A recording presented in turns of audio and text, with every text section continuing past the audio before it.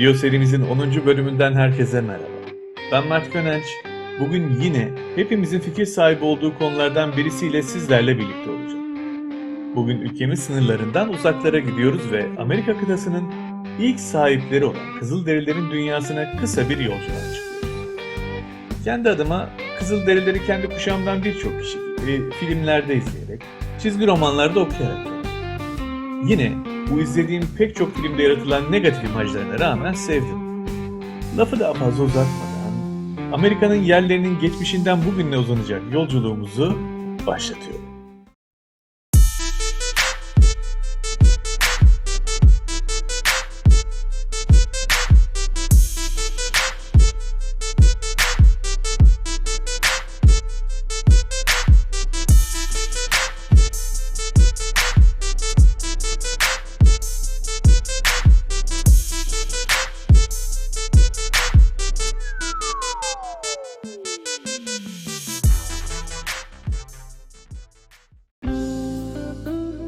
Amerika kıtasının ilk yerleri olarak bilinen Kızılderililer, bundan en az 10.000 yıl önce göç etmişlerdir. Kızılderililer pek çok farklı kabileden oluşmaktadır. Bu kabilelerin her ne kadar ortak özellikleri olsa da, inançlarında ve yaşam tarzlarında çeşitli farklılıklar bulunur. Konuştukları dillerse birbirinden oldukça farklıdır. Diğer Avrupa, Asya'daki lisanlar ile hiçbir bağlantıları bulunmaz. Sadece dilleri değil, kültürleri de birbirinden ayrılmaktadır. Günümüzde de dünyanın pek çok bölgesinde hayatlarını sürdürmeye devam etmektedirler. Peki Kızılderililer nerede yaşamıştır? Ünlü Cenevizli kaptan ve kaşif olan Christoph Kolomb, 1492 yılında Hindistan'ı keşfetmek amacıyla bir deniz yolculuğu gerçekleştirdi. Amerika'ya ulaşan Christoph Kolomb, bu bölgeyi Hindistan zannetti ve yerli halka Kızıl Hintli adını verdi. Bu ismi vermesinin nedeni ise vücutlarındaki kırmızı boyalardan kaynaklanmaktadır. Ancak bu adlandırma günümüzde kullanılmamaktadır. Kuzey, Orta ve Güney Amerika'da ise pek çok Kızılderili bulunur. Araştırmacılar bu grupları kültürlerine ve dillerine göre alt gruplara ayırmıştır. Kızılderililerin Amerika'ya yerleşmeleri göç yolları hakkında halen daha araştırmalar yapılmaktadır. Son buzul çağında deniz seviyesinin oldukça düşmesi sebebiyle ilk göç eden kesim Beringia Karaköprüsü'nü kullanmıştır. Sibirya'da yaşayan Kızılderililer bu rota üzerinden Alaska'ya geçmişlerdir.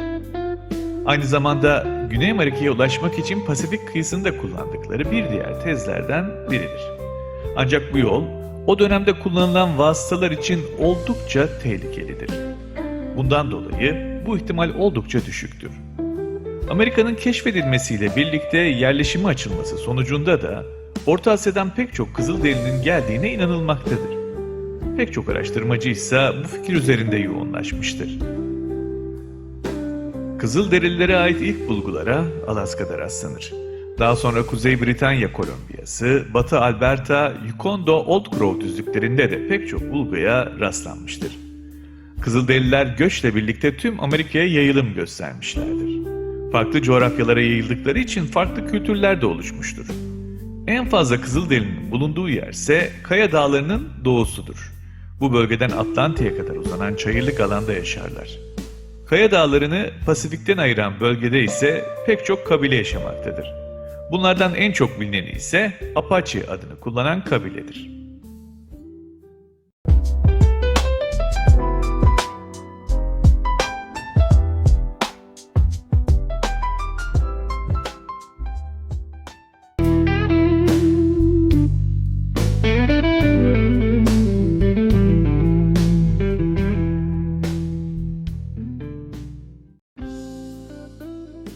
Kızılderili isimlendirmesinin başlama hikayesinin kökeni tam kesin değil.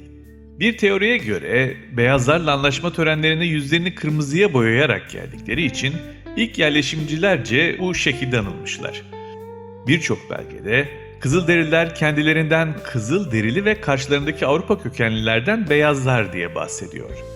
Sadece İngilizce kaynaklarda değil, Fransız hakimiyeti döneminde de Kızılderili isimlendirmesi içeren yığınla tarihi kayıt var.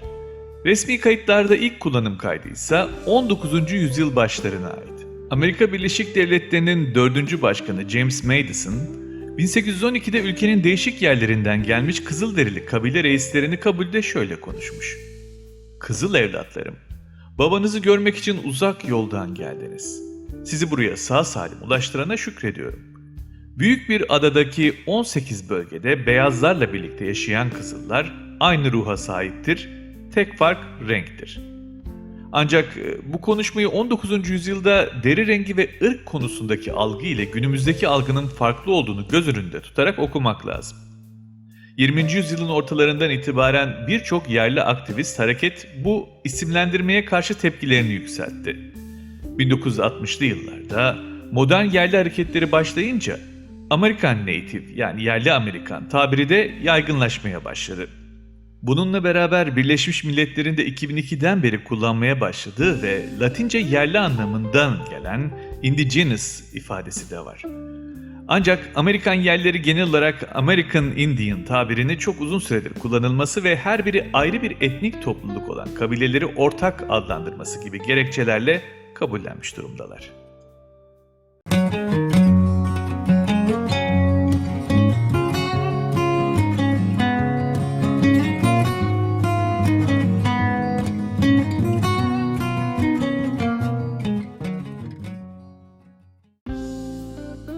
İnsanı insan yapan değerlerin öneminin giderek daha az umursandığı bir çağda yaşıyoruz. Sahip olduğumuz teknolojik birikimin gücüne ve sorunları çözme yetisine haddinden fazla kıymet verdiğimizde bir gerçek. Hiç şüphesiz insan bulunduğu çağa ayak uydurmak zorundadır. Fakat nasıl? İşte asıl soru da bu. İsterseniz bu sorunun yanıtını hep birlikte Kızılderili atasözlerinde arayalım. Ne de olsa bir film repliğinde geçtiği gibi yaşlı bir Kızılderili ne kadar yanılabilir?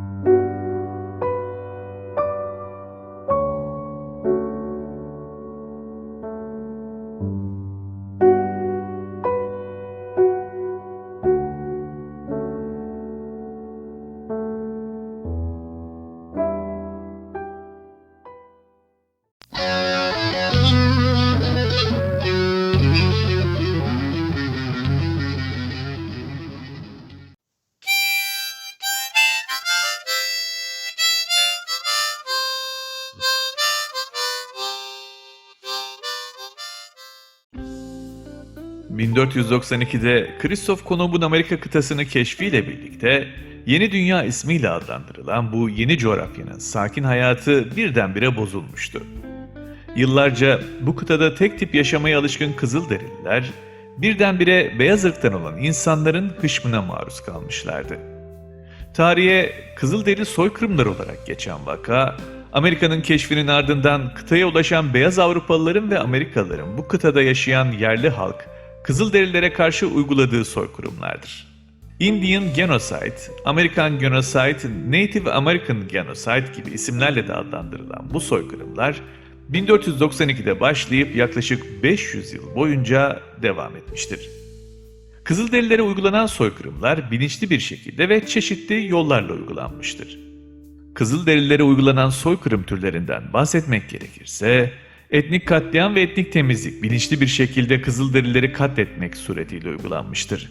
Kızılderili tehciri, Kızılderililerin bulundukları coğrafyadan başka bir coğrafyaya götürülmesi şeklinde yapılmıştır. Kızılderili rezervasyonu, Kızılderili rezervi, Kızılderililerin belirli yerlere kapatılması şeklinde uygulanmıştır. Çiçek hastalığı bilerek ve isteyerek eski dünya hastalıklarının Kızılderililere bulaştırmak suretiyle uygulanmıştır. Hristiyan misyonerlerinin faaliyetleri ailelerinden zorla alınarak Kanada ve Amerika Birleşik Devletleri'nin yatılı okullarında Hristiyan misyonerler tarafından eğitilmişlerdir. Bu eğitimin amacı ise Kızılderili çocuklara kendi ana dillerini ve kültürlerini unutturup onları asimile etmektir. Zorla kısırlaştırma, Kızılderililerin sayısını azaltmak ve çoğalmasını engellemek maksadıyla uygulanmıştır. Sömürgecilik, Kızılderililerin yaşadığı kıtanın yeraltı ve yerüstü kaynaklarını sömürmek suretiyle uygulanmıştır. Özellikle Brezilya ve Arjantin Kızılderililerine uygulanmaya devam etmektedir. Kızılderililere uygulanan soykırımın başlangıç tarihi 12 Ekim.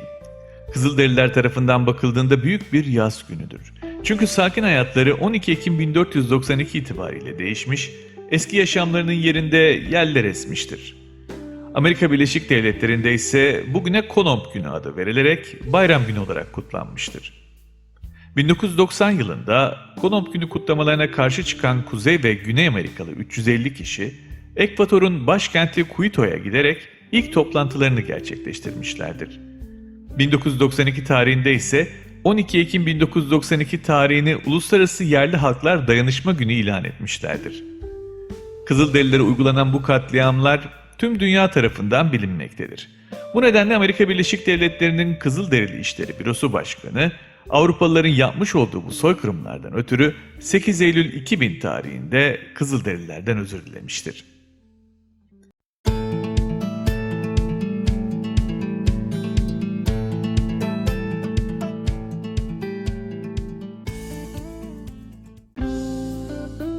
Yaralı Diz Katliamı, Lakota Siyuları ile Amerikan askerler arasındaki son büyük çatışma olarak tarihe geçmiştir. 29 Aralık 1890 Amerika Birleşik Devletleri 500 kişilik bir süvari alayını, Minikonju Lakotalarının kamp yerlerini çevirmesi ve hayalet dansı yapan Kızılderililerin tutuklanmasını emreder. Hayalet dansı her ne kadar Kızılderililerin kültürel bir dansı olsa da, Amerika Birleşik Devletleri bu dansı bir saldırı tehdidi olarak görür ve taarruza geçer. Çatışma sırasında 25 süvariye karşılık aralarında 62 kadın ve çocuğun yer aldığı en az 153 Siyu öldürülür. Ancak çatışma sırasındaki kargaşada tam olarak kaç kişinin öldüğü bilinmemektedir. Katliamı yaşayanlardan biri olan Gelincik Louis, katliamı şu sözleriyle anlatır. "Kaçmaya çalıştık ama yaban sığırı gibi bir bir vurdular bizi. Beyazların içinde de iyi insanlar bulunduğunu biliyorum ama kadınları ve çocukları da vurduklarına bakılırsa askerler çok kötü insanlar olmalı. Kızılderili askerler beyaz çocuklara asla böyle yapmazlardı." Katliamı yaşayan şaman Karageyik katliamı şu sözleriyle özetler. "O zaman kaç kişinin öldüğünü anlayamamıştım. Şimdi kocamışlığımın şu yüksek tepesinden gerilere baktığımda yerde birbirleri üzerinde yığılı duran boğazlanmış kadınları ve çocukları hala o genç gözlerimle görebiliyorum. Ve orada o çamurun içinde bir şeyin daha öldüğünü ve o kar fırtınasına gömüldüğünü görebiliyorum. Evet, bir halkın düşü öldü orada." Kristof Kolomb ülkeyi keşfettiğinde dünya nüfusunun %5'ini oluşturan Kızılderili kabileleri nüfusu şimdi yok denilecek kadar azdır.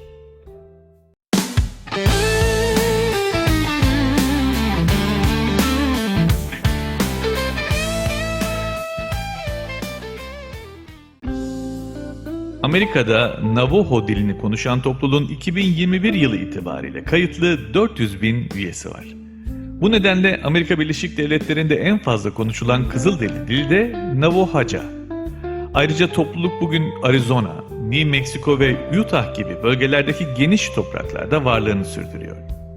Amerikan yerlilerinin dilleriyle Türkçe arasında belirgin bir akrabalık veya dil ailesi ilişkisi olduğuna dair bilimsel bir kanıt yoktur. Fonetik benzerlikler veya rastlantısal benzer kelimeler bulunsa da bu benzerlikler dilsel akrabalık kanıtı olmaktan ziyade dil evrimindeki tesadüfi örtüşmeler olarak değerlendiriliyor. Araştırmalar devam etse de Amerika yerlilerinin yaklaşık 15 bin ile 30 bin yıl önce Bering Boğazı üzerinden Asya'dan göç ettikleri düşünülüyor. Bazı genetik araştırmalar yerli halklar arasındaki genetik çeşitliliği de dikkate alarak Amerika kıtasına birkaç dalga halinde Sibirya, Orta Asya ve muhtemelen Uzak Doğu Asya üzerinden göç ihtimali üzerinde duruyor. Diller konusunu geçmeden kısaca bahsetmek gerekirse, İnka İmparatorluğu'nun resmi dili olmuş Quechua dili, Ant Dağları'nda özellikle Peru, Bolivya ve Ekvator'da yaygın. Miwok, Kaliforniya'da yerleşik bir Kızılderili halkı tarafından konuşulan bir dil grubu iken, Arawak dili ise Karayipler ve Güney Amerika'daki çeşitli halklar arasında kullanılmış. Lule dili, Arjantin'de yaşayan Lule halkına özgü olup bugün yok olma tehlikesi altındadır. Terrava ve Kvaite dillerine dair bir bilgiye ise rastlanmıyor.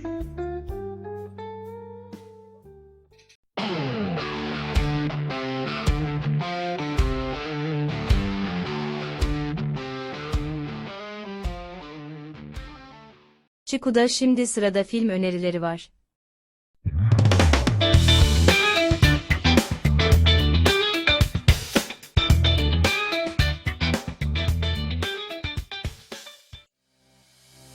Kızılderili kültürü, zengin tarihi ve derin mitolojisiyle sinema dünyasında önemli bir yer tutar. Bu filmler sadece Kızılderili yaşamını ve değerlerini anlatmakla kalmaz.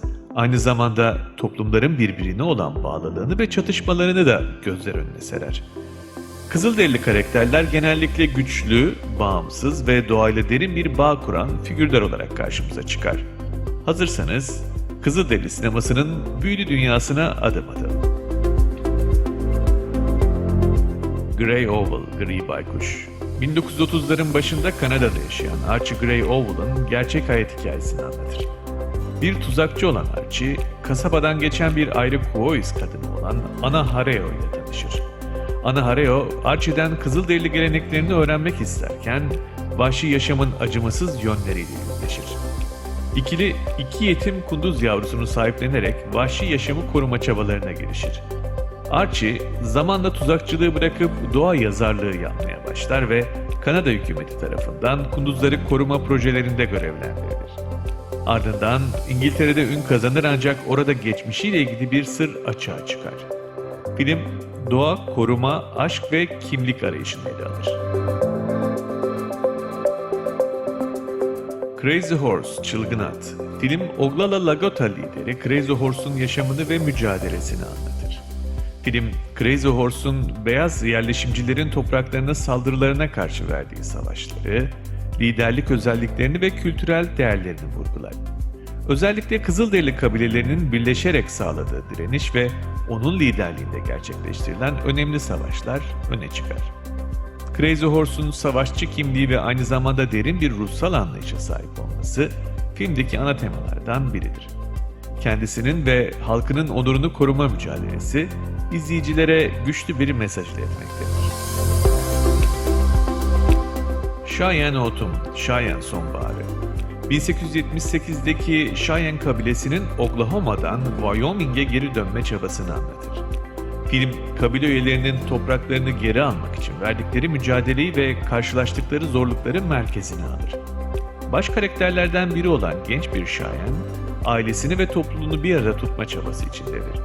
Film, Kızılderili kültürünün korunması ve yerleşimcilerin politikaları karşısındaki direnişin yanı sıra iki farklı dünyanın çatışmasını da gözler önüne serer. Cheyenne Autumn, tarihi olayları ve Kızılderili yaşamını duygu dolu bir bakış açısıyla ele alır. Black Robe, Siyah Kaftan. Hikaye 17. yüzyılda Kanada'da geçer ve Cizvit misyoneri Peder Laforgue'un Huronlar arasına katılmak üzere yola çıkmasını konu alır. Film, misyonerin yerli halkla olan etkileşimleri ve Huronların Fransızlarla olan ilişkileri üzerinden kültürel çatışmaları ve dönemin zorluklarını keşfeder. Peder, yerli halkın yaşam tarzını ve inançlarını anlamaya çalışırken, kendi inançları ve değerleriyle yüzleşir. Black Robe, misyonerlik çabalarının ve sömürgeciliğin etkilerini derin bir şekilde ele alarak hem tarihsel hem de insani bir bakış açısı sunar. Smoke Signals, duman sinyalleri. Film bir Kızılderili gencin alkolik babası Arnold'un ölüm haberini aldıktan sonra onun küllerini almak üzere çıktığı yolculuğu anlatır. Yolculuk masraflarını karşılamak için küçükken yangından kurtardığı Thomas'la birlikte yola çıkar. Zıt karakterlere sahip olan bu iki genç, Amerika'ya doğru ilerlerken hem geçmişleri hem de kendi kimlikleri hakkında derinlemesine bir keşif yaparlar. Film, dostluk, aile ve Kızılderili kültürü üzerine önemli temaları işlerken, mizahi ve duygusal bir anlatım sunar. Geronimo, An American Legend, bir Amerikan efsanesi. Film, Geronimo'nun yerli halkının topraklarını ve özgürlüğünü korumak için verdiği savaşı merkezine alır. General George Crook'un liderliğindeki Amerikan ordusuna karşı yürütülen çatışmalar, Geronimo'nun direnişi ve stratejik zekası ile birleşir. Ayrıca filmde Geronimo'nun mücadelesinin sadece savaşta değil, aynı zamanda kültürel kimlik ve özgürlük arayışıyla ilgili olduğu da vurgulanır. Son Apache lideri Geronimo'nun hikayesi, insanın özgürlük tutkusunu ve direnme azmini temsil ederken, efsane olarak dilden dile dolaşır. Hostiles, Vahşiler. 1892 yılında Yüzbaşı Joseph Blacker'ın Cheyenne reisi Sarı Şahin ve ailesini New Mexico'dan Montana'ya götürme görevini üstlenmesini konu alır. Blacker bu zorunlu yolculukta geçmişteki düşmanlıkların ve çatışmaların gölgesinde hem kendi içsel çatışmalarıyla hem de Cheyenne halkıyla olan ilişkileriyle yüzleşmek zorundadır. Tehlikeli bir ortamda farklı kültürler arasında geçiş yaparken insanlık, bağışlama ve anlayış temaları derinlemesine işlenir. Film, zorlu bir yolculuğun yanı sıra karakterlerin dönüşümünü ve insan ilişkilerinin karmaşıklığını gözler önüne serer. Powwow Highway, Powwow Otoyolu. Film, iki Kızılderili arkadaşı olan Philbert ve Buddy'nin hikayesini anlatır. Philbert, geleneksel bir yaşam süren ve yerli kültürüne bağlı bir adamdır. Buddy ise daha modern bir yaşam tarzını benimsemiştir. Philbert, kız kardeşinin sorunları nedeniyle onu kurtarmak için bir yolculuğa çıkmaya karar verir. Buddy, Philbert'ın yanında yer almayı kabul eder ve birlikte eski bir otomobille yola çıkarlar. Bu yolculuk sırasında ikili hem kişisel hem kültürel kimliklerini sorgularken Kızılderili kültürünün zorlukları ve güçlü yanlarıyla yüzleşirler. Film, mizahi bir dille dostluk, dayanışma ve kültürel miras temalarını işler. Broken Arrow, Kırık Ok. Bir grup Amerikan askerinin Apache lideri Geronimo ile olan çatışmasına tanık oluyoruz. Filmin baş karakteri Albay Tom Jeffords, Apache'lerin topraklarını koruma mücadelesini destekleyen bir askerdir. Jeffords, bir Apache gencinin hayatını kurtardıktan sonra iki taraf arasında barış sağlama çabalarına girişir. Barış süreci sırasında her iki tarafta da şiddet olayları baş gösterir ve Jeffords bu karmaşık durumu aşmak için büyük bir çaba sarf eder. I will fight no more forever. Sonsuza dek savaşmayacağım. Film, Kızılderili lider Reis Joseph'ın Nez Perce kabilesinin Amerikan ordusuna karşı verdiği mücadeleyi konu alır. Film, Reis Joseph'ın kabilesinin topraklarını korumak için savaşma kararlılığını ve bunun getirdiği zorlukları işler. Kabile uzun bir kaçış ve çatışma sürecinin ardından Reis Joseph'ın barış arayışına yönelmesini anlatır. Sonunda Reis Joseph, savaşı bırakma kararı alarak kabilesinin geleceği için daha barışçıl bir yol seçer. Film, direniş, kayıplar ve barış arayışının derin anlamlarını ele alırken, tarihsel olaylara ve Kızılderili kültürüne saygı duruşunda bulunur. Indian Horse, Kızıl Şampiyon.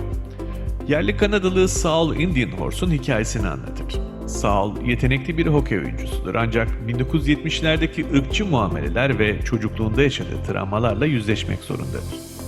Küçükken zorla bir yatılı okula gönderilen Saul, burada hem kültürel kimliğini kaybeder hem de alkolizmle mücadele etmek zorunda kalır. Spor aracılığıyla kendini ifade etmeye çalışırken aynı zamanda toplumsal kalıplarla, ayrımcılıkla ve geçmişiyle yüzleşir. Film, Saul'un hayatta kalma mücadelesini ve kendi kimliğini bulma çabasını derinlemesine işler. Bury My Heart at Wounded Knee, Kalbimi Vatanıma Gömün. Film, Kızılderili halklarının ihlali ve Sioux halkının yaşadığı zorlukları konu alır. Hikaye 1868'deki Fort Laramie Antlaşması'ndan sonra başlar ve General Custer'ın liderliğindeki Amerikan ordusunun Kızılderililere karşı yürüttüğü baskıları işler. Ana karakterlerden biri Dartmouth mezunu Dr. Charles Eastman'dır. O da Sioux halkının yaşam koşullarını iyileştirmeye çalışır. Diğer önemli karakter Lakota şefi Oturan Boğa'dır. Bu da kabilesinin topraklarını ve kültürel kimliğini koruma mücadelesinde önemli bir rol oynar. Film, Kızılderili halkının direnişi ve yaşadığı trajedileri, özellikle Wounded Knee'deki katliamı ele alarak derin bir insanlık dramını ortaya koyar. Atanajuat, The Fast Runner, Hızlı Koşucu. Inuit kültürüne dayanan bir efsaneyi anlatan film, genç ve yetenekli bir koşucu olan Atanajuat'ın hikayesini takip eder. Atanajuat, kabilesinin içindeki kıskançlık ve düşmanlıklarla yüzleşirken, aynı zamanda bir laneti aşmak zorundadır. Kendisini kabilesinin geleceği için bir kahraman olarak kanıtlama mücadelesi verir. Aşk, ihanet ve intikam temalarını işleyen film, görsel olarak etkileyici manzaralarla doludur ve Inuit kültürünün derinliklerine inmektedir. Atanajuat'ın cesareti ve azmi onu efsanevi bir figür haline getirirken, film izleyicilere güçlü bir hikaye sunar. Dreamkeeper, Düş Bekçisi. Kızılderili kültürüne dayanan zengin bir hikaye sunar film. Ana karakter genç bir adam olan Joe, büyük babasının yanında bir yolculuğa çıkar. Bu yolculuk sırasında büyük babası ona Kızılderili efsanelerini ve geleneklerini anlatır. İkili, Joe'nun kendi kimliğini keşfetmesine yardımcı olan ve aynı zamanda Kızılderili kültürünün önemini vurgulayan hikayelerle dolu bir macera yaşar. Film, kuşaklar arası bağları ve kültürel mirası derinlemesine işlerken, izleyicilere güçlü bir mesaj iletmektedir. The New World, Amerika'nın keşfi. Terence Malick'in yönettiği The New World filmi, 17. yüzyılda İngiliz kaşif John Smith ve yerli Kızılderili Prenses Pocahontas arasındaki ilişkiyi konu almaktadır. Film, İngiliz kolonistlerin Amerika'ya gelişini ve bu süreçte yerli halkla olan etkileşimlerini işler. John Smith, Virginia kıyılarına vardığında Pocahontas ile tanışır ve aralarında bir bağ oluşur. Ancak kültürel çatışmalar, sömürgecilik ve güç mücadeleleri nedeniyle ilişkileri zorlu bir sınavdan geçer. Pocahontas, kendi kimliğini ve kültürünü korumaya çalışırken, Smith'le olan aşkı hem kişisel hem de toplumsal bir yolculuğa dönüşür. Film, aşk, kayıplar ve keşif temalarının derinlemesine işlerken, Amerika'nın tarihi ve kültürel geçmişine dair bir bakış sunar. Gather, yüzyıllardır süren soykırımın getirdiği tarihi travmayla mücadele ederken, atalarının gıda sistemleri üzerinde egemenlik elde ederek manevi ve kültürel kimliklerini geri kazanmak isteyen yerli Amerikalılar arasında büyüyen bir hareketin samimi bir portresine dönüşür. Kızılderililerin yaşamlarına odaklanan en iyi filmlerden biri olmayı başaran bu yapımda izlenmeye değer.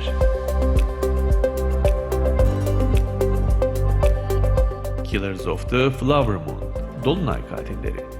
David Green'in aynı adlı kitabından ünlü yönetmen Martin Scorsese tarafından beyaz perdeye uyarlanan bir film. 1920'lerde Osage kabilesinin üyelerinin cinayetlerini ve bu cinayetlerin arkasındaki komploları konu alıyor. Osage, petrol keşfi sonrası büyük bir servet kazanmışken bu durum onları hedef haline getirir. Film, FBI'ın bu cinayetleri araştırmasını ve adalet arayışını anlatırken aynı zamanda dönemin sosyal ve kültürel bağlamını da ele alıyor. Hikaye, ihanet, açgözlülük ve ırkçılıkla dolu karanlık bir dönem üzerinde yoğunlaşıyor. The Last of the Mohicans, Son Mohikan.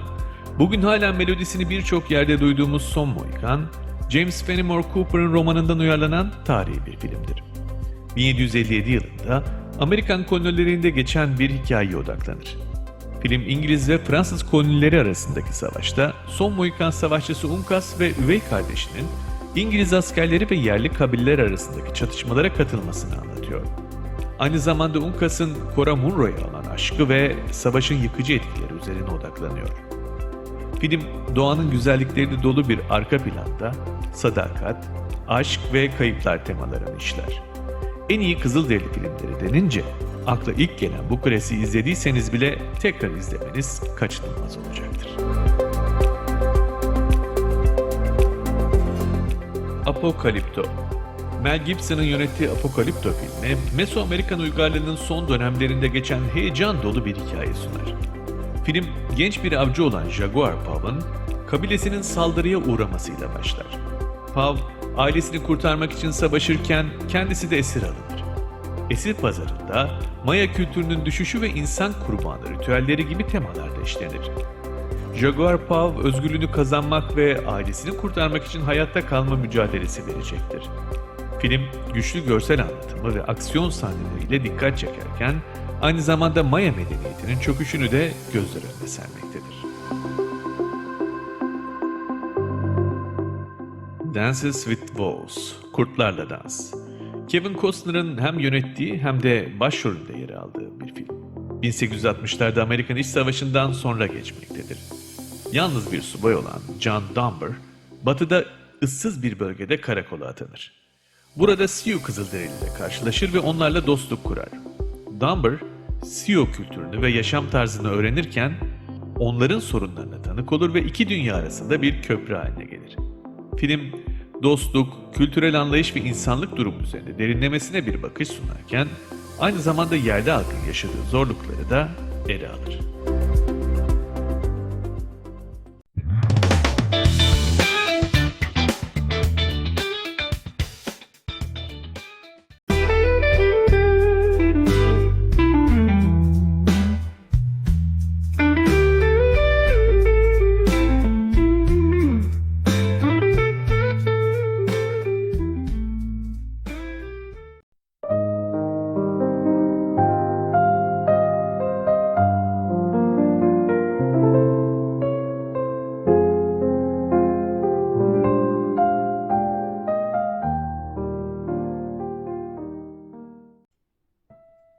Yaşlı Kızılderili reisi, kulübesinin önünde torunuyla oturmuş, az ötede birbiriyle boğuşup duran iki köpeği izliyorlardı. Köpeklerden biri beyaz, biri siyahtı. 12 yaşındaki çocuk kendini bildi bileli, o köpekler dedesinin kulübesi önünde boğuşup duruyorlardı. Dedesinin sürekli göz önünde tuttuğu, yanından ayırmadığı iki iri köpekti bunlar. Çocuk, kulübeyi korumak için bir köpeğin yeterli olduğunu düşünüyor, dedesinin ikinci köpeğe neden ihtiyacı olduğunu ve renklerinin neden illa da siyah ve beyaz olduğunu anlamak istiyordu artık.